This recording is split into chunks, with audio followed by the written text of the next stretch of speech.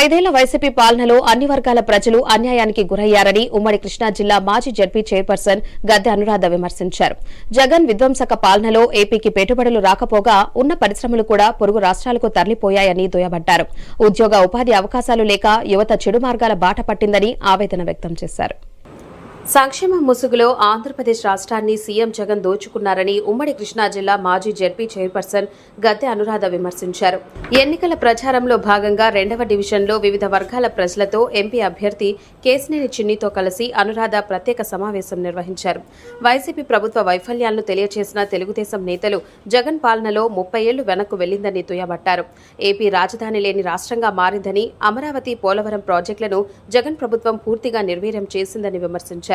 రాష్ట్ర ప్రయోజనాల కోసం, మహిళల రక్షణ కోసం, యువత భవిష్యత్తు కోసం టీడీపీ, జనసేన, బీజేపీ కూటమి అధికారంలోకి రావాల్సిన అవసరం ఉందని అన్నారు. ప్రజలు విజ్ఞతతో ఆలోచించి మంచి నాయకులను ఎన్నుకోవాలని టీడీపీ నేతలు ప్రజలకు విజ్ఞప్తి చేశారు. మా డివిజన్ అధ్యక్షులు అంతేకాకుండా మా కార్పొరేటర్లు అందరూ కలిసికట్టుగా రావడం జరిగింది. వాళ్ళ మహిళలు చాలామంది అత్యధికులు హాజరయ్యారు.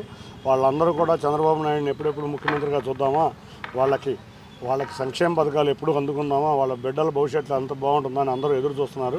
తప్పకుండా రేపు రాబోయే కాలంలో విజయవాడ తూర్పు నియోజకవర్గమే కాదు, తూర్పు నియోజకవర్గంలో ఎట్లాగో భారీ మెజార్టీ రాబోతుంది. 175 నియోజకవర్గాల్లో 165 నియోజకవర్గాల పైగా తెలుగుదేశం, జనసేన, భారతీయ జనతా పార్టీ అభ్యర్థులు గెలవబోతుంది. ఖచ్చితంగా అన్ని రోజులు ఒకేలాగా ఉండవు. మనం చూసాం, కేసీఆర్ గారిని విర్రవీగిపోయాడు. ఇక జీవిత బతికినన్నాళ్ళు తనే సీఎం అనుకున్నాడు. ఇవాళ ఓడిపోయి కూతురేమో జైల్లో పడి, మరి ఇంకో రకంగా కొడుకేమో అతను నీ వల్లనే ఇదంతా జరిగిందని ప్రజలు చేతుకునే పరిస్థితి. అంటే రాజకీయాల్లో ఎప్పుడు కూడా ఒకే రకంగా ఉండవు. చంద్రబాబు గారు ఒకసారి ఓడిపోయినంత మాత్రాన్ని ఇక్కడ తెలుగుదేశం పార్టీ లేదని చెప్తూ ఉన్నారు. ఇవాళ చూస్తూ ఉన్నారు, ఇవాళ తెలుగుదేశం పార్టీ ఒక ఉన్నత శిఖరాలకి వెళ్ళిన పార్టీ వాళ్ళ తెలుగుదేశం పార్టీ. ఇవాళ పవన్ కళ్యాణ్ గారు లాంటి ఒక గొప్ప నాయకుడు ఈ యొక్క రాక్షస పరిపాలన అంతమొందించాలని చెప్పి ఆయన మరి సింగిల్గా పోటీ చేసే శక్తి ఉన్నా కూడా ఇవాళ కూటమిగా ఏర్పడి, భారతీయ జనతా పార్టీతో కలుపుని కూటమిగా ఏర్పడి మరి యుద్ధానికి ఇవాళ సిద్ధమవటం జరిగింది.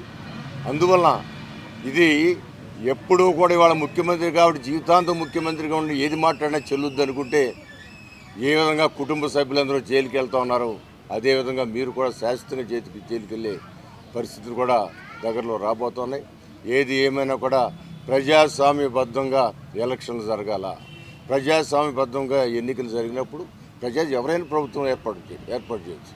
ప్రజాస్వామ్యబద్ధంగా ప్రజాస్వామ్యం మీద ఏమాత్రం నమ్మకం లేని వ్యక్తి ఈ రోజున ముఖ్యమంత్రిగా ఉండటం ఈ రాష్ట్రం యొక్క దురదృష్టం తెలియజేస్తున్నాం.